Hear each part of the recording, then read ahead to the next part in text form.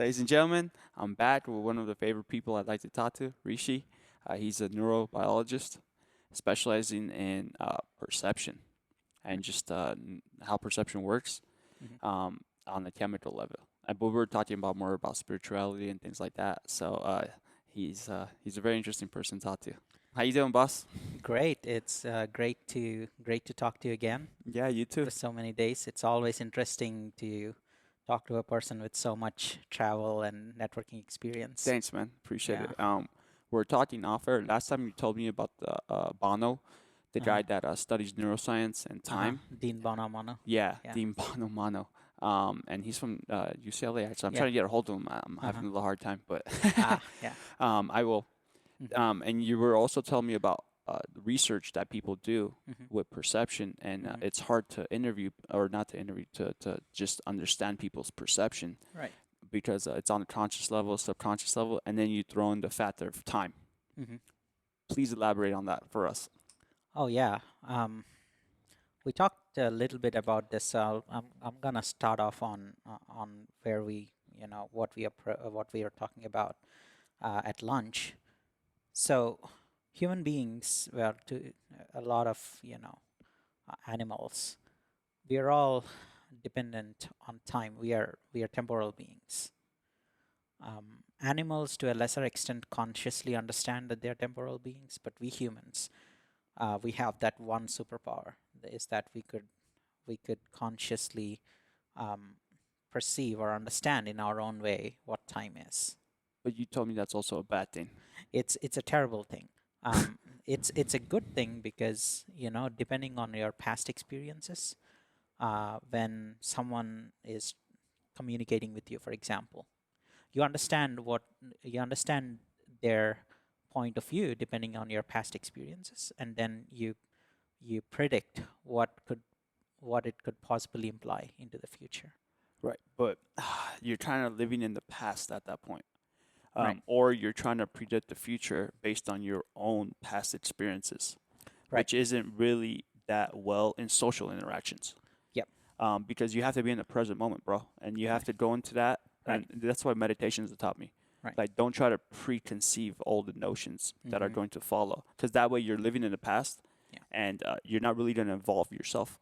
Yeah. Because if you keep understanding the world your own way, you Mm-hmm. can't really see it the way it is, Right. and it can't really go wonderfully or better if you're Mm-hmm. kind of stuck in that shitty mindset. Oh yeah, absolutely. So the um, the disadvantage of that is, you go into a situation, um, judging what the other person could be through what they're saying, right? But the problem with that is what you end up doing is never understanding the other person in a social environment, Yeah, right? yeah, big What time. you will be doing is trying to project um, who that person is onto your own experiences Or and what that trying, person wants, or yeah, what that person doesn't want, yep, or if that person's even a good person or a bad person, oh sometimes yeah, based on their skin color hmm, or where they are, oh yeah, what they're absolutely, wearing. hmm, Yeah, how would you recommend people shed that? I mean, I do meditation, right, and I keep telling myself just stay in the present moment, dude, yeah, and just don't. But we all have like an unconscious. oh, Actually, it falls into time hmm, where we try to understand them. oh yeah, Just absolutely, yeah, yeah. It's you know, as I said, that ability to perceive time, think about your past experiences, and possibly predict what the future course of events would be, is is a great gift too, and that allowed us to build all these nice things we have: the road systems, government, buildings, institutions, corporations. or the fact that we even met today Yeah, the fact that even we even met today is says a we know factor what of time time. to Yep, where to meet. where to meet, and we talked on the previous, in the previous podcast we met. We talked about it, so we have that social interaction to go forward with, right? Right. But it could be terrible in the sense that sometimes past experiences um, shape your perception in not in the right path, right? For example, um, you met someone at a particular point in time, and that situation didn't allow for the right interaction to happen. Like you mean, I could put this for example. I went out last night. Mm-hmm. Say there's some hot girl, Mm-hmm. and I'm like, she's way too hot for me. Mm-hmm. I already judged her. Or I already judged myself technically Mm-hmm. based on the previous notion Right. that she's way more attractive. She might not be Mm-hmm. into me. Right. When I have no idea who this person is, I don't know Mm-hmm. what they like. I don't know Yeah. what their preferences. They might think I'm fucking supermodel. Mm-hmm. I mean, I doubt that, but Yeah. like as in they might be into me. They might Mm-hmm. not be into me. But Right. I already prejudge them based Right. on perception and time. Right. Yeah. So if you try to predict future with those things in your mind, your future prediction will invariably be wrong. And hinder your own future, your prosperous future. Um, prosperous. I mean, it could. Future is future, right? Prosperous or not. Uh, what is important is our ability um, to to ballpark, maybe not accurately, but to a particular level, approximately predict our future. That allows us time to think, time to act, and stuff like that. Whether it's a good future or a bad future, you'll for sure be prepared for it, right? So it's a gift in that sense, and it's also a curse. Okay, let's concentrate why on you think it's a curse. It is a curse because you know, we primarily, we are temporal beings. Like the way we understand time is, um, we think that we always have a hope for future, right? We always, majority of us go into the future with hope. You know what? I try not to do that too much. Mm-hmm. I try to concentrate on the present moment. Right. More and more and Yeah. more and more and more. And that's No. what meditation's taught me. Yeah, that's And what we need to do. and unconsciously, I know I'm gonna have a better future because Right. I'm in the present moment. I'm having a good moment now. I'm Mm-hmm. gonna have a good moment later. Yeah, absolutely. So, but we always hope to go into a good future, right? Yeah, we all. Future that's pleasant. Yeah, When we go, when we are hoping to go into the future that's pleasant, any past action that proved negative on you, and in the present you're trying to recollect that past action and trying to predict the future, especially in a social environment,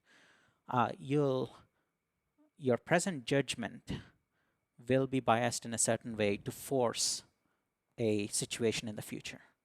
and that's on the unconscious level. An unconscious level, yeah.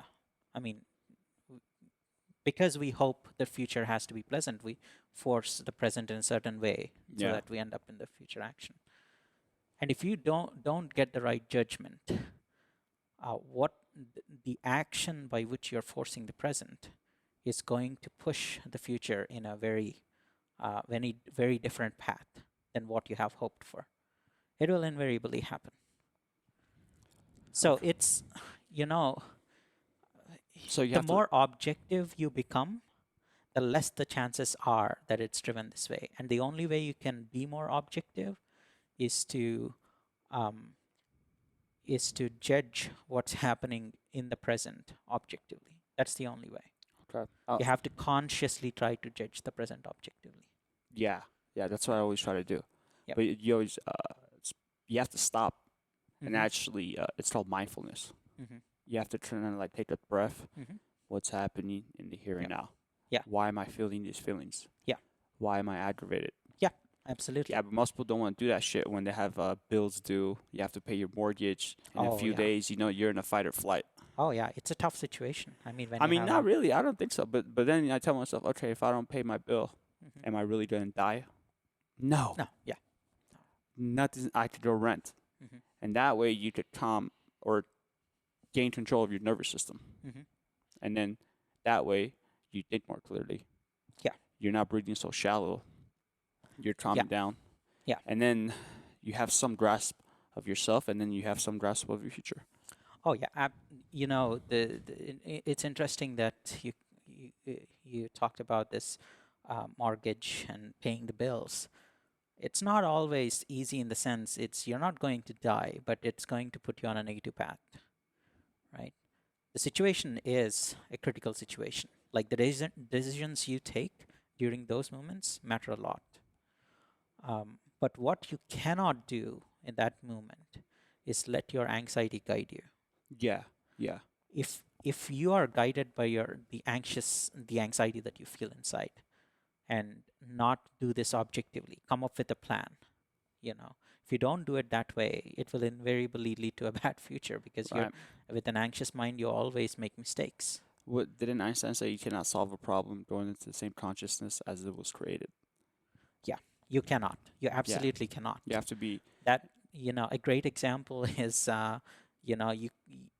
as kids, when we go to school, we hear the stories about people, you know, trying to work something out, and then they go to sleep, and in their dream they come across a solution.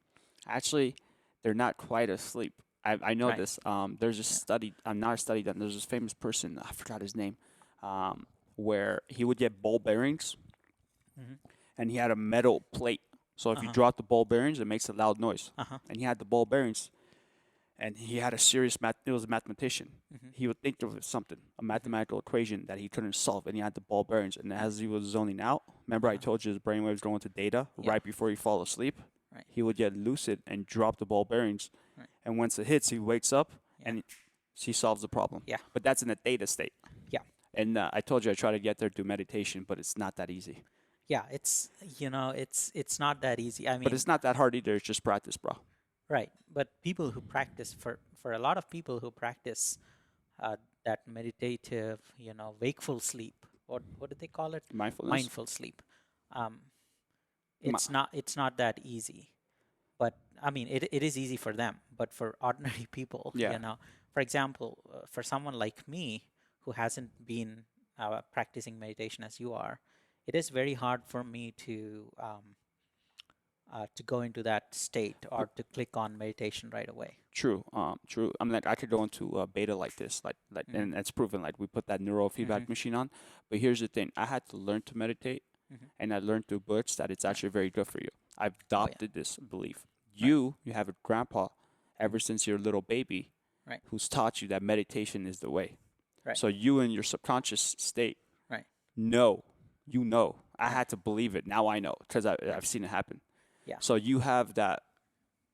I don't want to say it's an edge. Yeah, it is, dude. You have that like belief, dude, that I had to rewrite my brainwaves, or Ah. I had to rewrite my thinking to believe that. You already had that. You know what I mean? Because you Yeah. say your grandpa's an avid meditator. He's Right. 95. He's super healthy. He's been Right. meditating since 4 in the morning. Yeah. Ever since he was a kid. Yeah. And you guys come from this Indian lineage Yeah. that is very spiritual. Right. Yeah. I mean, his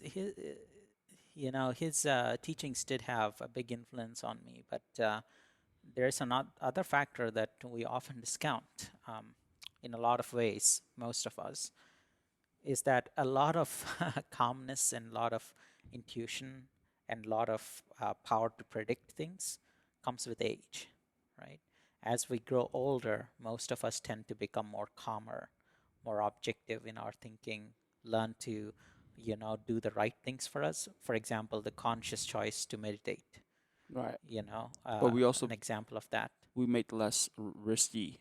Yeah, We take less risks, which causes less creativity. well, I kind of disagree with that. Good. What we do in my thinking is what we got to do, at least, is as we grow older, we could assess the risks better. We'll assess the risks better. Okay. We're not going to jump in blind, but that doesn't mean we are not going to take the risk. We are going to take a calculated risk, We're right? gonna take a calculator. Okay. But what So, about Watson and Crick that just jumped in blind and created oh, neuroscience? Watson and Crick didn't. Well, I thought it was Watson and Crick that did it. No, that's the DNA.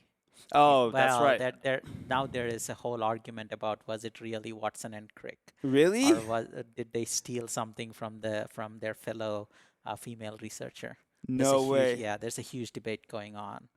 So, Is there like it's a legitimate debate, or was it like women's rights debate? ooh, well, a lot of women's rights are legitimate, right? I No, mean, no, no, no. Yeah, I get what you mean. yeah, the woke. Yeah, is it like a The woke like brigade. debate, or was it Um, like is it a legitimate debate that there's like evidence to justify this?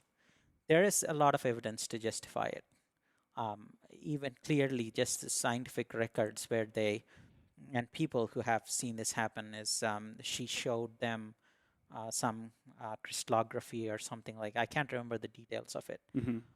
But they say some people claim that they actually took that double helix structure, right out of what she showed her, or she showed them, or stuff like that. But I'm not clear there. But there are stories and evidences out there that point towards this happening. So I've read studies, speaking of DNA, Hmm. where people are able to change their DNA code on the subconscious level. Like if you write affirmations Hmm. and you truly believe this, Hmm. like your perception changes, and you could Right. kind of change.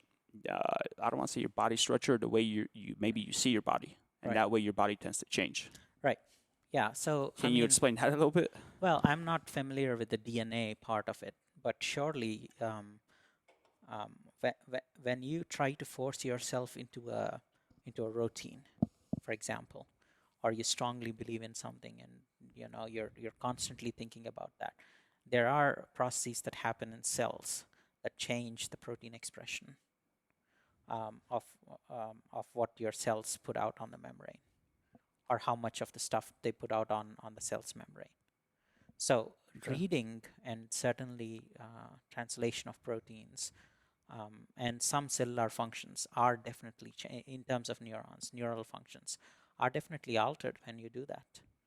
Can A you give me an routine is, example, like, but in the oh simple, yeah. like layman terms? A great example is synaptic plasticity. Um, Procedural memory is also a great example, right? When you're repeating something like a procedure, for example, a hitter goes to bat in a baseball Mm-hmm.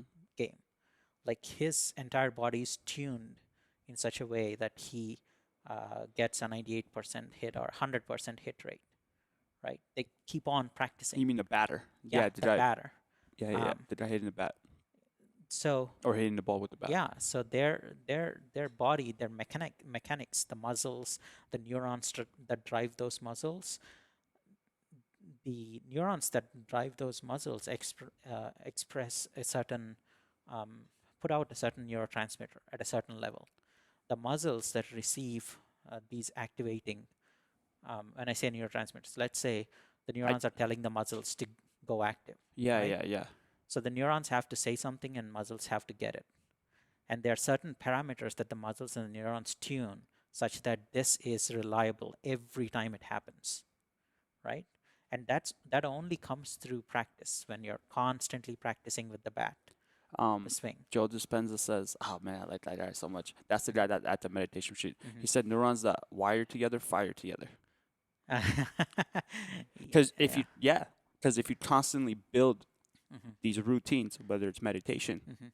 or you're batting with a Uh-huh. bat, you get good at it, dude. Yeah. So instead of me having to meditate 2, 3 Yeah. hours a day, I can meditate half an hour a day, Right. get to the same place. Right. Does No, that make that, sense? Neurons that yeah. wire together fire together. Well, so I think the plasticity, the simplest form of expressing plasticity is neurons that fire together, wire together. Yeah, I mean, Right. he's trying to super simplify it, Yeah. for everyone else, Yeah. because he doesn't have He's a PhD simplifying. like you, bro. Well, I mean, it's important to communicate science in a way that people understand. That's So communication, right? It's uh, that actually makes perfect sense the way you described it, because I'm a yeah. swimmer. I swam in college, Hmm. and we used to have bad habits of, like, sometimes we would just party all night at the house Right. because we were all trying to live together, Hmm. and or at least they would live together. I would be at their house all the time, and then in the morning we had practice at 6 a.m. Hmm. and we're like half asleep. Dude, it's like 2 a.m. We barely fall Right. asleep. We wake Yeah. up at like 5:45. We run to the Hmm. pool to swim with the coach, Hmm. and you just jump in the pool and you're just doing laps, bro, and you do flip turns. And Hmm. honestly, I don't remember half of those morning workouts because it No. was, but I mean, we would do it, Yeah. like, and we do it very well. Yeah. Like, if you wake me up and throw me in the water, I'll just do laps. Right. I don't even have to think about it. Yeah. There's nothing to think about Yeah. because I've done it in high school and I did it so much in college, Hmm. where it's just second nature, bro. Oh, yeah. Versus other people who throw them in the pool, they might just drown. Yeah. Absolutely. So that procedural memory is a great example of how both neurons and muscles are changing their own physiological functions uh, to to help you achieve what you need to achieve, right?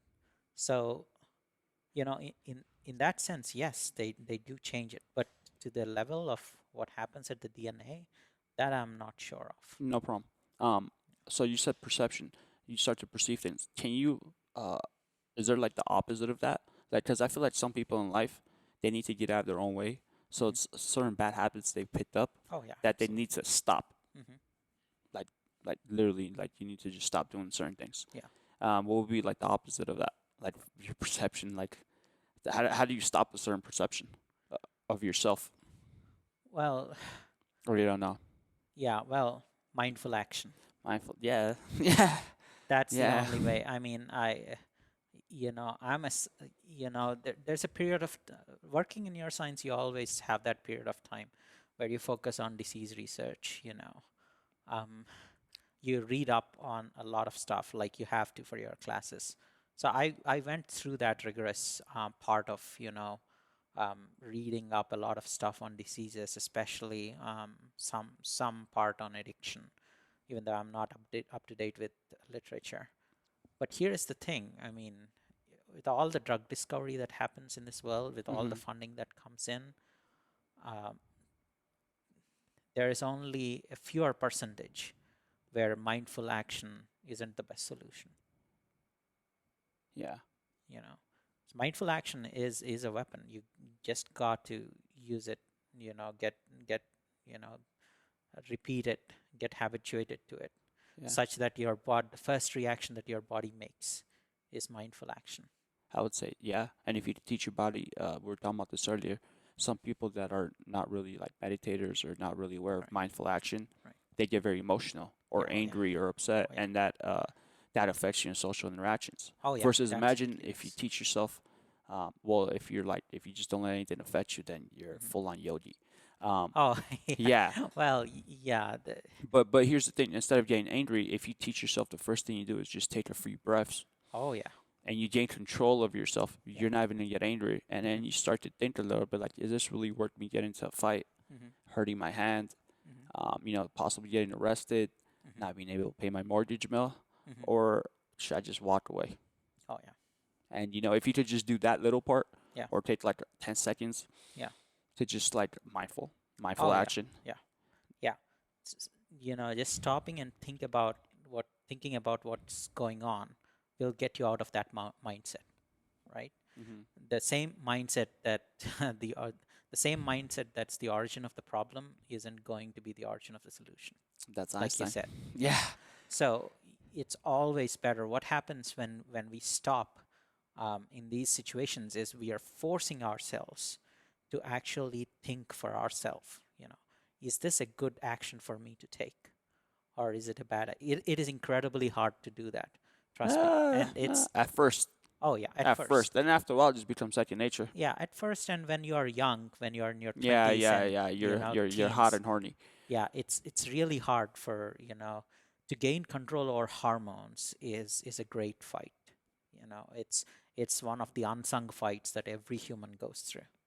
But I feel Yeah, like you said, with age, you kind of right. do get control You of that. you But you then again, as you doesn't your age, hormones go down, and like your hormone levels kind of like decrease too at the same time? So they're not as spiked. Like a 50-year-old doesn't have the same hormones as a right. 15-year-old.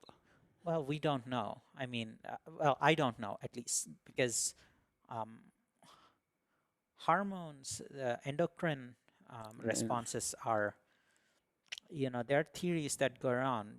It could be that your neurons are the neural receptors. There are fewer receptors that actually receive the signals from these hormones instead so of you still have the hormones hormones. going down. Oh, so The instead of reception side might be getting modulated instead of just the hormones going down. So it's a complex process, and it's not straight out of, just as we age, the hormones go down, but there could also be other processes that could happen that help this. One of them could be that you know how to control the emotion better, even though your hormones are flooding in, it's telling you to do something, but your hmm experience as an mature adult making conscious decisions will force you eventually to think about it as we age, right? yeah. But when we are young in our 20s, and in our teens, it's really hard for us because we don't have a previous yardstick to That's measure our experiences. that's why I don't But think people that young should have kids, bro. Because they're still children. It's what? I don't think people at that age Uh-huh. should be having No, children they should because not. they're children raising children. Yeah, it should not happen. I mean, it I mean, it requires, happens a lot, but yeah, yeah. I mean, uh, to to the risk of exposing myself to this masculinity debate, it is really important to have a moral yardstick at home. And for because of how we evolved as humans, unfortunately or fortunately, for a lot of us, it's our dad, right?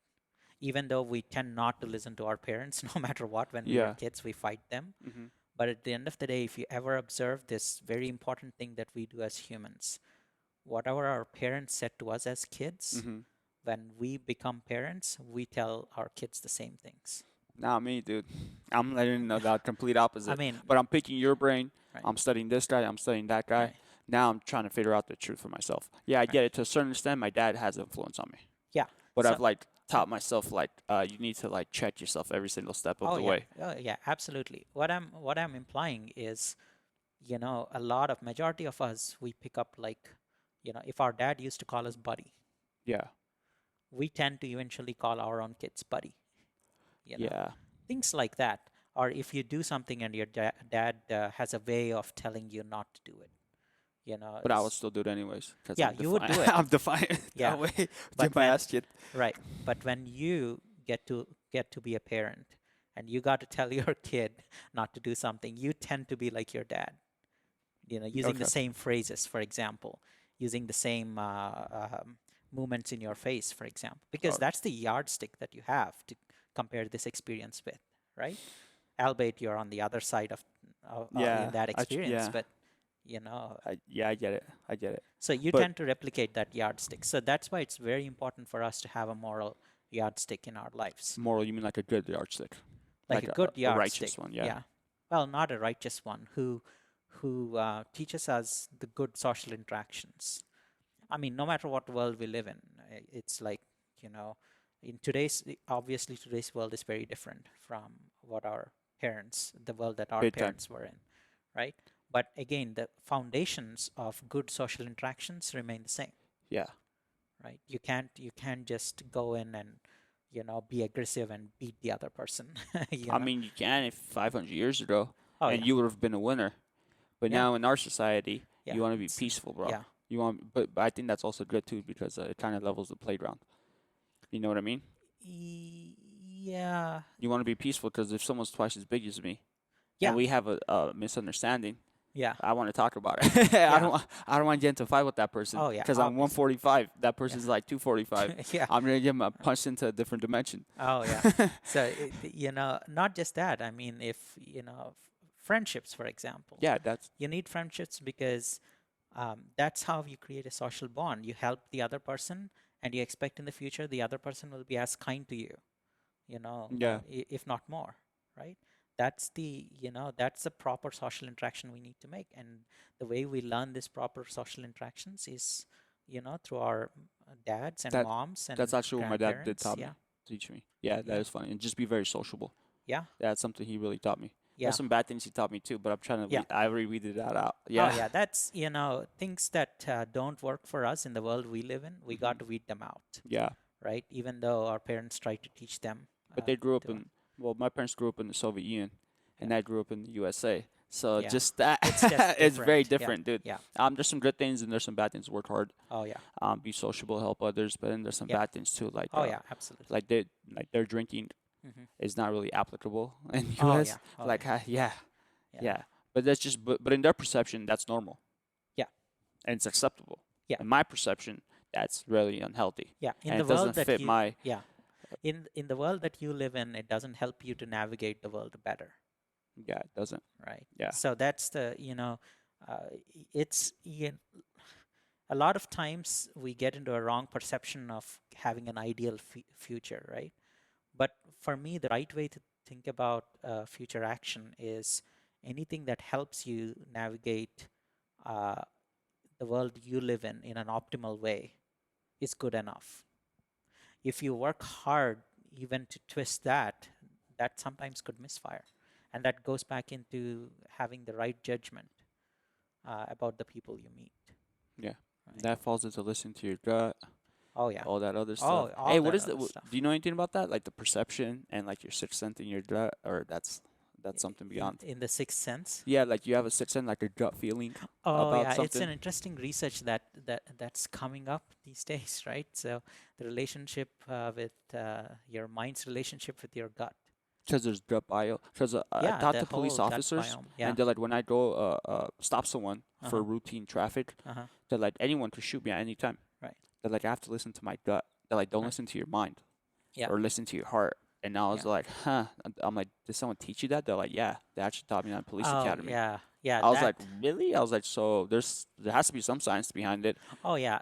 So that's a different story, right? So that goes back into um, so it goes back into a larger picture of how you perceive the world around you, right? Sometimes you don't have to consciously verbally declare what you're feeling to yourself, right? You go into a situation and you have this feeling that something isn't right Right. Or dangerous. Yeah. or The sixth sense, dangerous. the, Yeah. the spidey tingle. Oh yeah. Or Peter And tingle. oh yeah, on the other side, you go into a situation, everything seems so pleasant, and you get the result that you want, right? Or that you get the result that you need. But I've also heard, oh man, I don't know if you would, Joe Dispenza says this again. Hmm. He's like, the thought Uh-huh. is what sends out the signal. Hmm. The emotion is what brings f- uh, the, f- the experience back to you. So if you, before the experience happens or the situation happens, Hmm. you feel it in your mind Hmm. how it would feel to you after it was to happen. And then Hmm. you walk into it. Yeah. So Can you you're, elaborate on that? oh yeah, definitely. I mean, it goes back to thinking about what you're trying to do, right? Predicting the future the optimal way, Yeah. right? So the more you think about it, think about the process. With, So there is a, but they're like, think about it with a more emotional, not just logically with uh-huh. pictures, but on a more emotional, how it would feel, the breeze on your face, what would you do? Would you be smiling? Would you Yeah, be standing straight? And that yeah, way, I feel like that way you're kind of feeding your subconscious mind right, to go into the right direction right, of what you want, and it right, actually works, bro. right. Yeah, absolutely. I mean, it's um, the more you think about it, the more you're prepared for the situation. You know, it's if you could go very deep into what aspects of what a breeze would feel like, or how you're going to stand, and try to be like that. But I think a more fundamental process that's happening at that point is you are just temporarily constructing what the next steps would be in the process of getting there.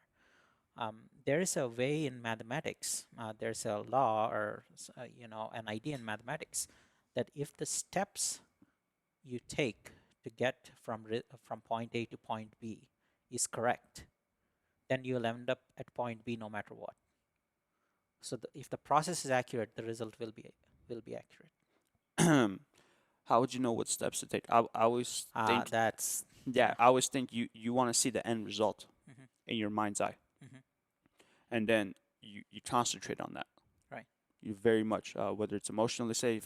For example, in three Right. months from now, I want to be in Portugal Hmm. on the beach in Lisbon eating seafood. How would Uh-huh. that seafood taste? What would the girl look like next to me, kissing me on the neck, Right. the breeze on my face, and I Right. concentrate on that a lot. Right. I write it, I do some affirmations, Right. and then I be at peace that this is actually going to happen in 3 months. Right. And then I feel like subconsciously, Hmm. the steps I take within those 3 months, as long as I have that emotion, Hmm. will guide me to that destination. Is that, Yeah. would you agree on that? Well, not well. You got to act. No, of course you have to. Well, but if you have that emotion, Right. won't like your Of course, actions it and will feelings. reinforce. Yeah. Yeah, it will If reinforce you to do that. Like yeah. versus like you want to sleep in until 10 a.m. Hmm. But you're like, hey, dude, if I want to get to Portugal, maybe I should wake up at 7, go to the gym, do Hmm. this, and start work an hour early, Hmm. and it'll guide you to that Yeah. destination. Yeah. If just thinking about the goal is not enough. You gotta think about the process and to act on that process to get to that goal. Right. There's a fallacy that we all make when we talk about, oh, how when you ask people how they got there. For example, if you ask a successful person how they got there, they'll tell you a lot of stuff, and most of it is just stories. You know, the reason I say that is it's not that they are consciously bad people and they're trying to misguide you, but let's say you're going from point A to point B, right? When you arrive at point B, it's very hard to trace your path back because you're always trying to modify your thoughts. I'll give you a more straight up example. Let's say today you're here at this point in time, Right. right? And University you of Utah. and you started from your house, let's say, and you got here. Now, if I ask you here to tell me the the cars along the way that you saw Mm-hmm. to get here, or the turns that you made Mm-hmm. to get here, you would probably rehash it, I but the probably rehashing would not be accurate. it's not even that. Yeah, I probably tell you I saw two Range Rovers because those are the only Right. things that stood out to me. Yeah.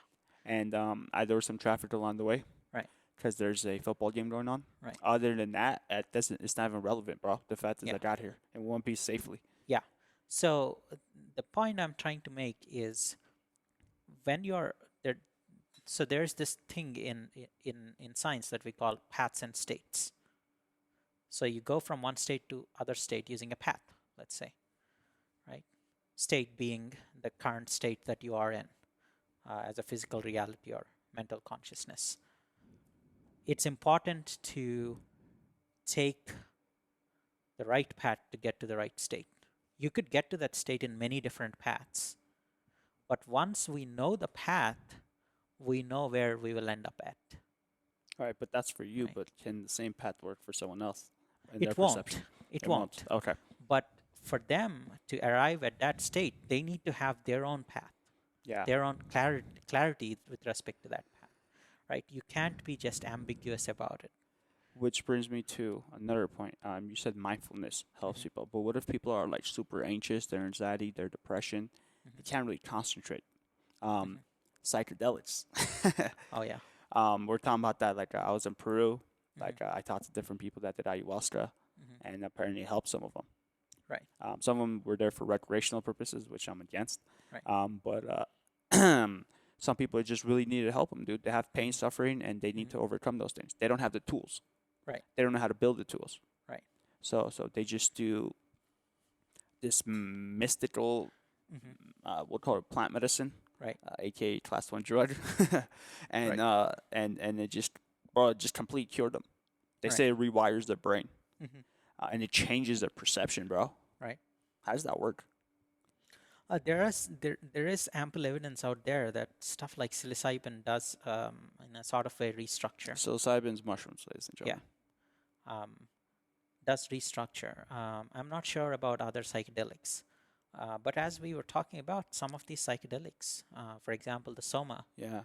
that people, especially in the culture that I'm from, in the old days, people used to drink soma, and soma is a highly potent substance.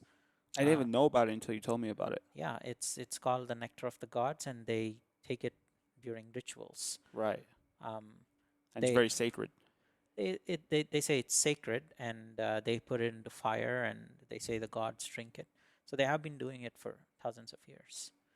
The problem is we haven't approached uh, that in a scientific way to understand what's happening, not to test whether it's right or wrong, but just to understand it in a scientific way. What are the underlying processes that are happening when you consume these substances?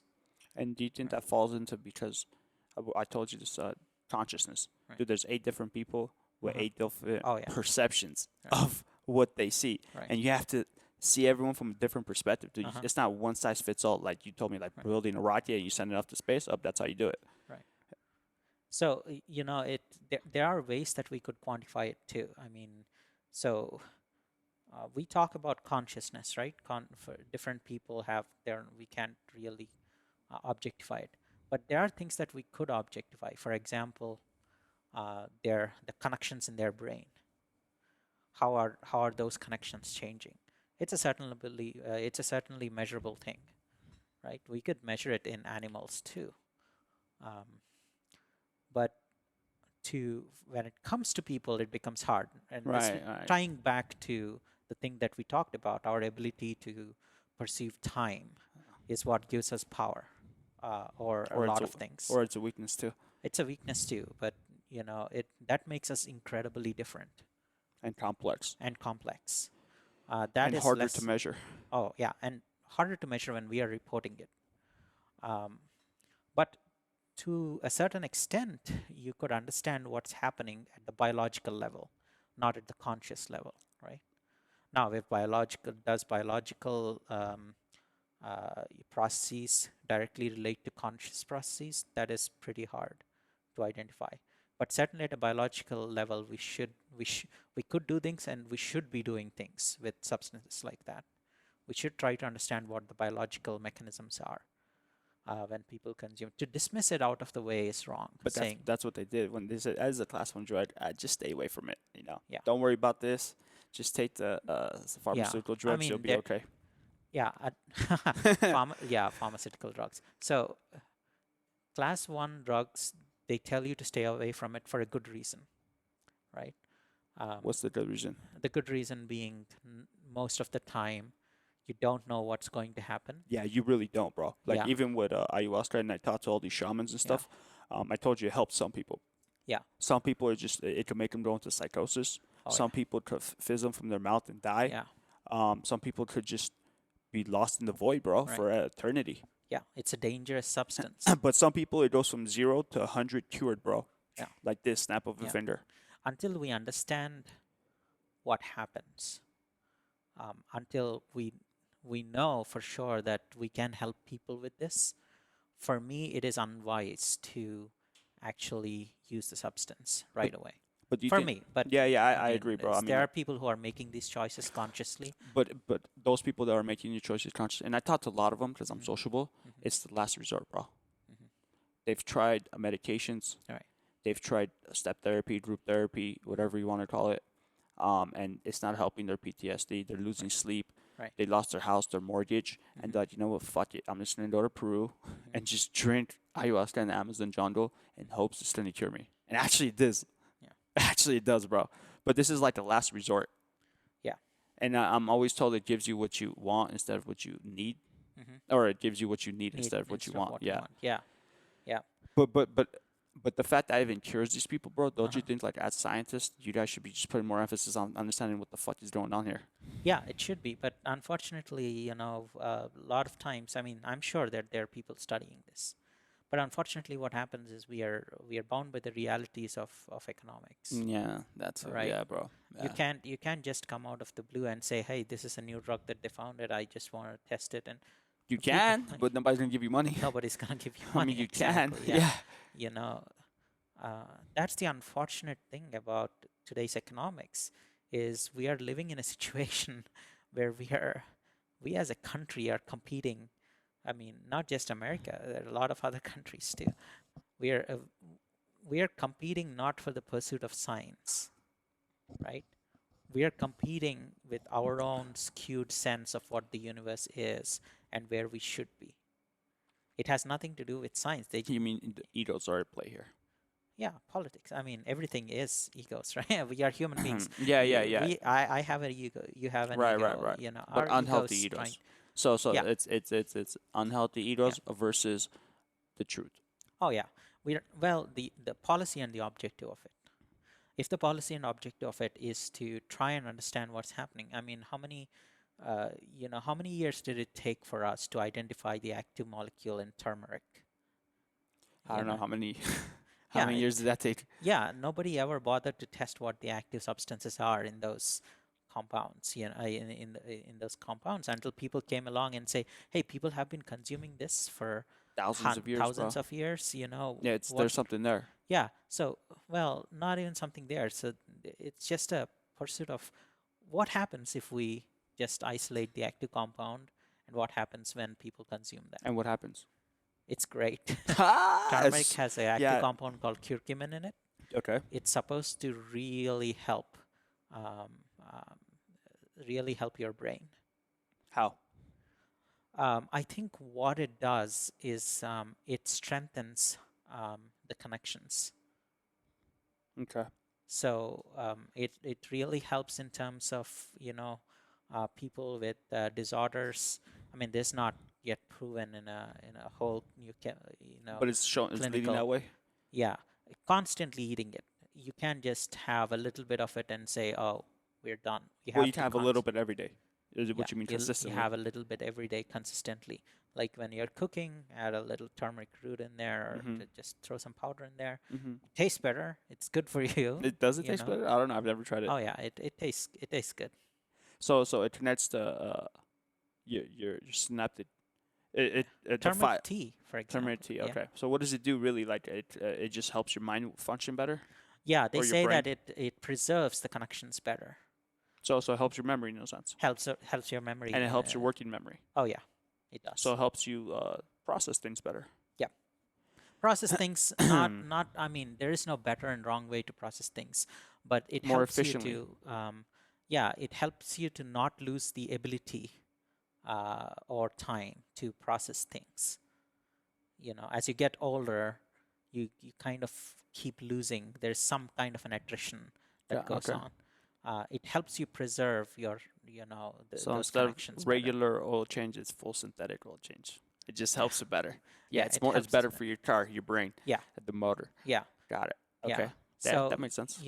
But so but it took years and years. The point you're trying to get across is yeah, the took years and point years to the study time we this. got a curcumin, people have already been using it for thousands of years as a spice.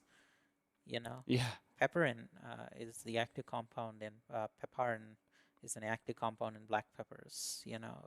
So to get to those molecules, it took us many, many years to get there. And let me ask you And this. yeah, You're saying thousands of years, like perception, mhm, you should always do mindfulness, listen to your own body. Like my body tells me to really only once a day, mhm, and it's done wonders for me, bro. I've lost mhm, weight, I'm mhm, healthier, I'm mhm, happier. My brain is less foggy. mhm, It's you could call it intermediate fasting. I just mhm, eat once a day. mhm, Some people have to eat 3, 4 times a day. When I tell them I eat once a day, mhm, and they think I'm crazy. mhm. What is it about my perception that Mhm. helps me? But I listen to my body. Yeah, your body is obviously different, Yeah, right?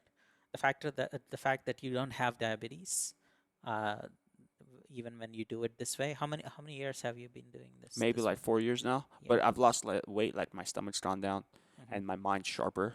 Uh-huh. And even if I sometimes I eat every other day, and my Mm, mind's even sharper, dude. mm. You know how when you're hungry, you have to think to get food. Yeah. But that's how I am. Like the problems coming, I solve the problems quicker. Hmm. And but I feel like if I go 3 days, like I get angry quicker. So like I Right. have to like 2 days the max. Right. Right. Yeah. Well, when your body's blood, when blood glucose levels go down, Hmm. obviously your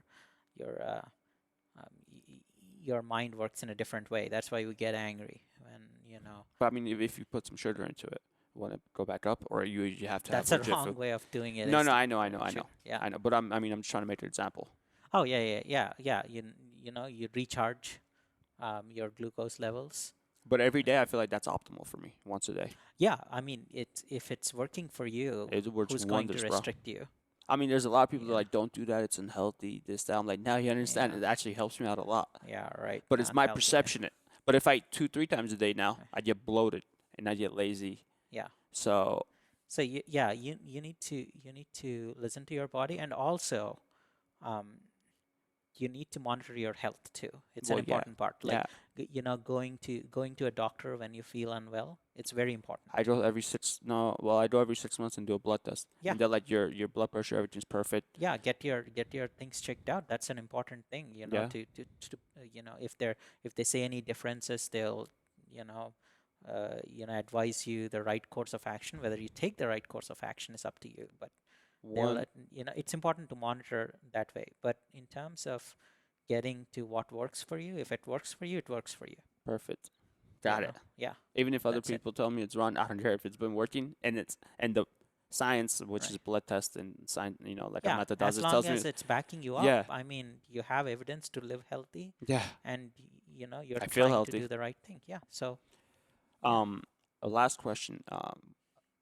We're talking about perception and feelings. And remember, Hmm. I told you about hypnosis. Hmm. If someone could hypnotize you into thinking there's like a fire on your hand, and you Uh-huh. could develop like blisters on that Oh hand. yeah, yeah, absolutely. Um, how does that work, bro? Like, I know your perception changes. Uh-huh. How does that work per se? Like on a biological level, though, Oh, yeah. On biological level, I'm kind of not too familiar with the or immune system mm-hmm. literature.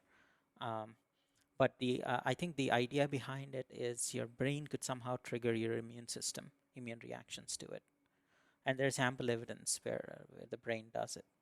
So at a biological on the fundamental biological mechanisms level, I'm not sure about, but it could be done. I mean, there are a lot of situations where, like you said, thinking that your hand is on fire Yeah, creates that, right? I mean, there's also a situation where you know, excuse me, sometimes you have this sensation about something's crawling up your hand. arm. Mm-hmm. Yeah, it's just that your proprioceptors are more sensitive now to those little vibrations that your hairs perceive. So it's certainly um,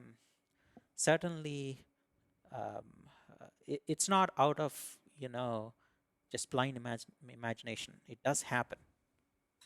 It physically happens. So there's a lot of control that your brain has, and part of it is neuroscience is still trying to figure out, these fundamental mechanisms of how the mind can control a lot of different But systems. that'd be awesome. But that's what I'm gearing towards. I want to figure that out more. Well, Oh think yeah, about it like that. If you could hurt yourself, right. and like you told me, like if you keep thinking something bad's gonna happen to your Hmm. body, you eventually that happens.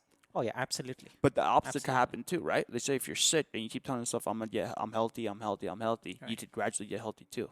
No, yeah, it goes back. Yeah, I think you make a very important point. It goes back to the analogy of cooking, right? If you're cooking, your objective is to eat at the end. Yeah.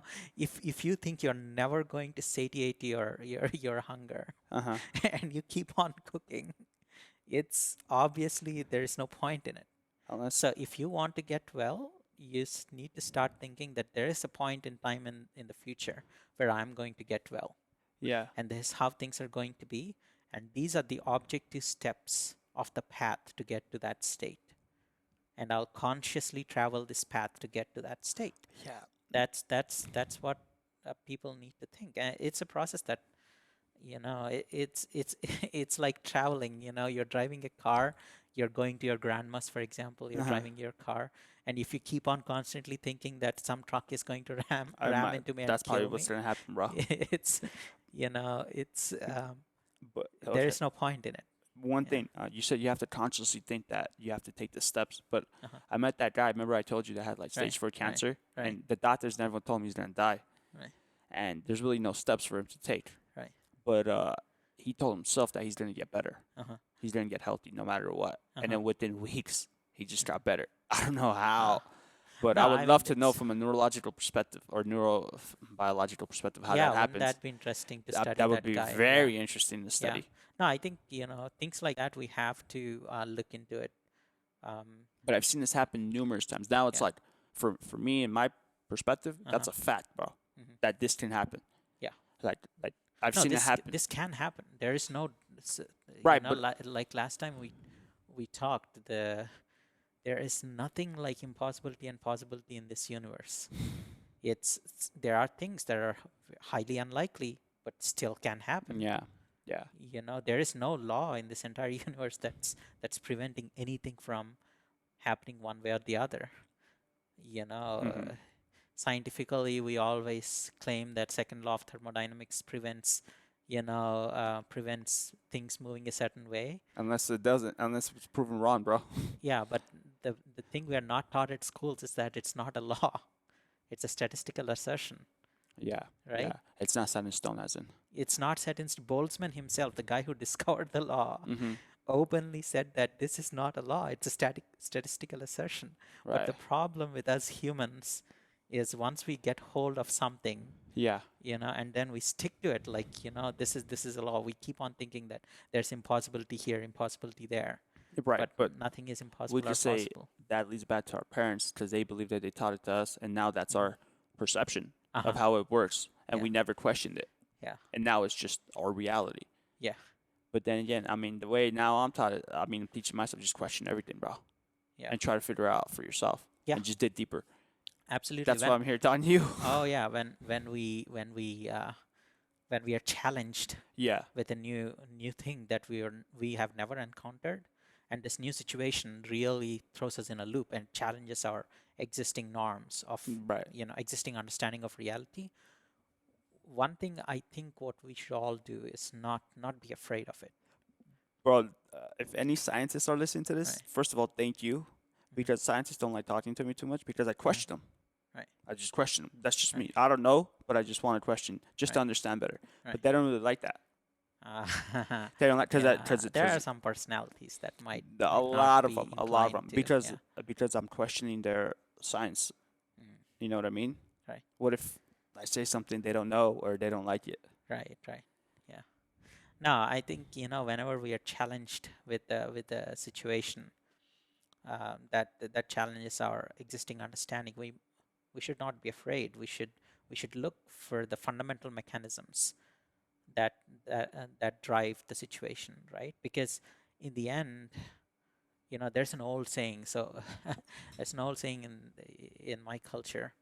Um, so we were talking about this a little bit. Hinduism is a pretty old Pretty old. religion. The Vedas. The Vedas were, written by the people. Uh, They don't even for know what people. they don't even know what people, but they're theories, but they're old people who are our forefathers. My forefathers and My possibly your forefathers too. your Yeah, forefathers too. yeah. And these people, when they wrote the Vedas, the entire crux of the Vedas, what it tells us is that this reality is an illusion.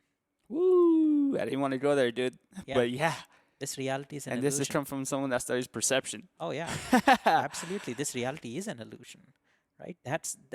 And unless we understand the situations we are in and question the mechanisms of those situations, we can never break that illusion. We'll always constantly be in the illusion that we know what's happening. And for scientists, I mean, like I do have that ego too, is that my process is the right process, or what I know is the only thing that's the reality, and what other people have experienced isn't not the reality. It's not quite the right way of thinking about it. When you are challenged with a situation, then you need to understand, okay, what are the circumstances and the mechanisms that led to this situation, and that helps you understand the reality better, not less. You're not going to lose anything by investigating it, right? And understanding what mechanisms are involved in this situation or in this process. So to deny something hasn't happened is fundamentally flawed in every way. What we got to do is accept that it has happened, and then if it has happened, how did we get to this point, Nice. right? And Yeah. that's a great way Oh, yeah. to end this episode. Yeah. Question everything, and this is not a reality. Understand how things work. Understand Keep, how things work. yeah, Yeah. always in the it's a child's curiosity. You give a Childhood child a curiosity. little. Yeah, that's why I started Yeah. this podcast. I always say Yeah. this is childhood curiosity. Oh But I yeah. just want to learn. So some people don't like it when I question, but Uh-huh. hey, I don't care, dude. I'm still doing question. Yeah, I mean Um, that. Yeah. yeah. Yeah, absolutely. That's what children do, right? That's Yeah. why Why? that's why they piss off Why? adults is, Why? yeah, Why? why? Yeah. Yep. Cool. Right on, brother. Thank you again for jumping on Oh my yeah. Thank you podcast. again for Yeah, talking to man. me. Of It's course. always a pleasure to meet Yeah. with you and talk to you Yeah. And have about lunch too. stuff. Oh yeah, and have lunch too. Thanks for the lunch, by Ladies the and way. gentlemen, go ahead and subscribe to this episode, and we'll catch you next time. Thank you.